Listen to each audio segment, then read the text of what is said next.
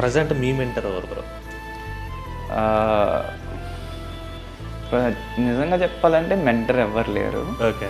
But push చేయడానికి comparative past కన్నా పాస్ట్లో అయితే ఎవరు అంత పుష్ చేసేవారు కాదు. ఈవెన్ ఇండస్ట్రీ సైడ్ వెళ్దానన్నా లేకపోతే నేను అథ్లెట్ అవుదాం అనుకున్నా ఎవ్వరూ సపోర్ట్ చేయాల.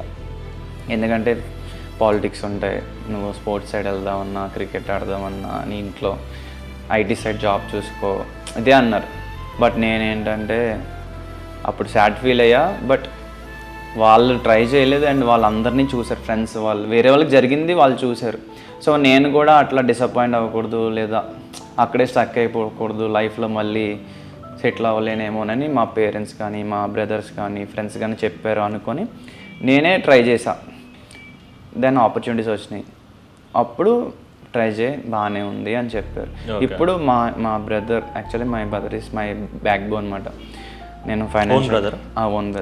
ఇప్పుడు ఫైనాన్షియల్గా ఇండిపెండెంట్గా ఉన్నాను ఇంట్లో. ఇప్పుడు మా ఫాదర్కి మదర్ని మా అన్నయ్య చూసుకుంటాడు మోస్ట్లీ.